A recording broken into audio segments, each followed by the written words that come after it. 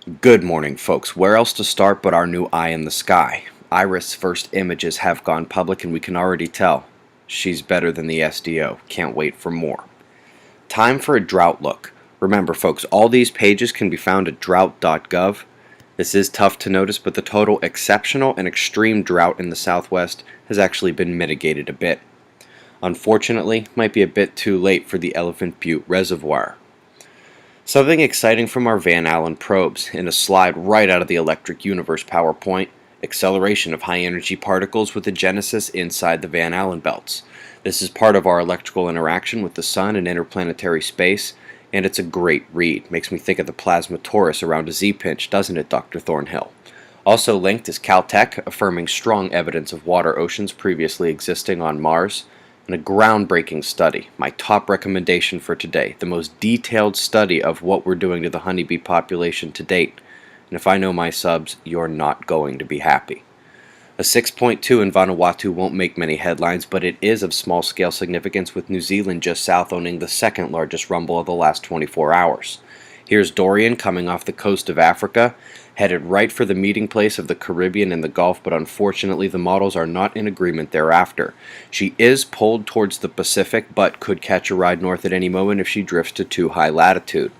Then we come south of Mexico, where this time it appears Hawaii is dead set in the path of this storm. We'll update this every day, but islanders need to take heed and prep this weekend for early next week's impact. Revisiting the drought in New Zealand, if you remember, it's breaking records, now officially the worst in 70 years. Meanwhile, the rain wants to stay south of there, Nexel staying a bit south in Tassie territory. Folks, it's that same low in the northeast Atlantic causing flash flooding in Dublin, Ireland, fantastic lightning displays up and down the convergence line, and a deadly heat wave out in front where the wind draws north from Africa to meet the low.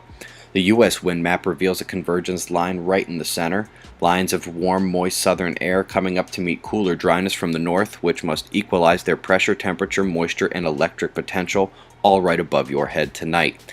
Latest official sunspot numbers: red is predicted. We were predicted to be pretty low, but have gone lower, following one of the longest and lowest solar minimums on record. Furthermore, the sunspots we do have appear to lack magnetic complexity requisite for larger flaring, and the few that do have that complexity refuse to flare at Earth. Eruptions favor the backside and the east and western limbs for nearly 2 years now. This is described in my video The Next Ice Age and the Energy from Space series, and will be a featured discussion topic in the Fly on the Wall premium audio cast on the website. Speaking of flares, nada, except for small C flares. The southern active region is the only complex one at the moment. Central umbral development has essentially cut off the leading positive blue umbra. This thing could be fun to watch morph around today on an intensitygram or the Gong H alpha. We had awaited a coronal hole stream impact from that dark one facing Earth 4 days ago. Her speedy solar wind stream bunched up solar particles last night ahead of it, as seen as the density increase in orange. Afterwards, this morning, you see the speed ramping as density falls. That's a perfect coronal hole signature, confirmed with the 3-day SOHO solar wind telemetry. It took a good shot at our shield, ruined the nice curve of the electron flux, but has not succeeded in producing a magnetic storm. Our shields are holding very well. Umbral field stayed closed, but you can see the green up top as the next coronal hole is coming into play. In 211 angstroms, the SDO reveals this as the dark intruder from the top left corner.